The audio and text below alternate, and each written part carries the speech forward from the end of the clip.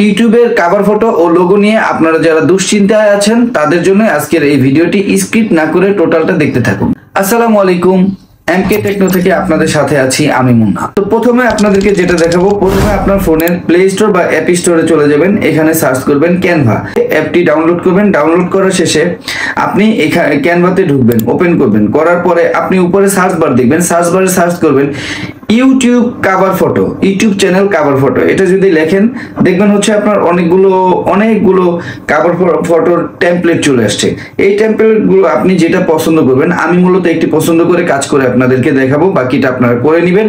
আর এখানে শুধু আপনার ইউটিউব অথবা ফেসবুক না, এখানে আপনি সকল সোশ্যাল মিডিয়ার কভার ফটোগুলো অ্যাড করতে পারবেন। তো কথা না বাড়িয়ে চলে যাচ্ছি আমি মূল কাজে। তো আমি একটি টেমপ্লেট এখান থেকে চয়েস করেছি, আর এই টেমপ্লেটটি আপনি যখন ওপেন করবেন তখনই কিন্তু আপনার একটি ফটো চাবে। ওই ফটোটি আপনি ফার্স্টে অ্যাড করে নেবেন, যে ফটোটি আপনি এখানে দিতে যাচ্ছেন।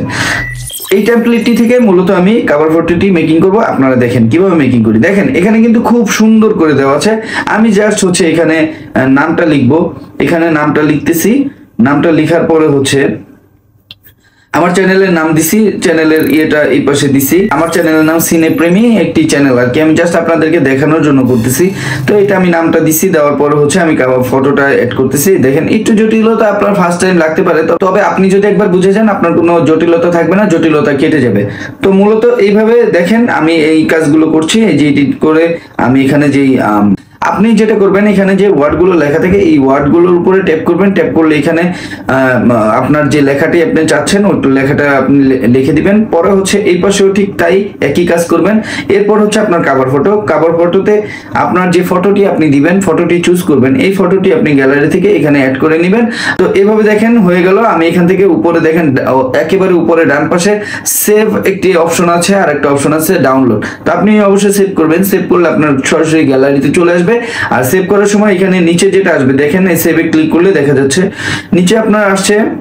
তো আপনি এখানে গ্যালারিতে ক্লিক করলে আপনার এই সেভ অপশনটা গ্যালারিতে চলে যাবে, মানে পিকচারটা আপনার গ্যালারিতে চলে যাবে।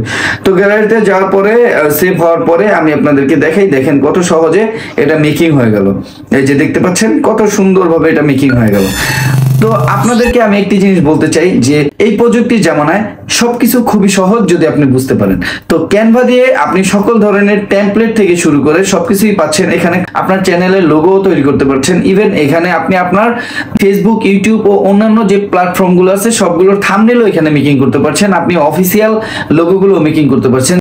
মূলত ভিডিওটি একান্তই আমার ওপিনিয়ন থেকে করা। ক্যানভা কিন্তু আমাকে কোনো টাকা দেয় নাই বা স্পন্সর করে নাই। ক্যানভা দিয়ে কাজগুলো করা সহজ, তার জন্যই আমি ক্যানভা দিয়ে দেখিয়েছি। আপনারা চাইলে অন্যান্য যত এডিট সফটওয়্যারগুলো আছে এগুলো ব্যবহার করতে পারেন, এতে কোনো সমস্যা নেই। তবে ক্যানভা আমার কাছে অনেক সহজ লাগে, যার কারণে আমি ক্যানভা দিয়ে দেখিয়েছি। তো আজকের মতো এখানে ভিডিওটি শেষ করছি। দেখা হচ্ছে নতুন কোনো ভিডিওতে। সেই পর্যন্ত ভালো থাকবেন।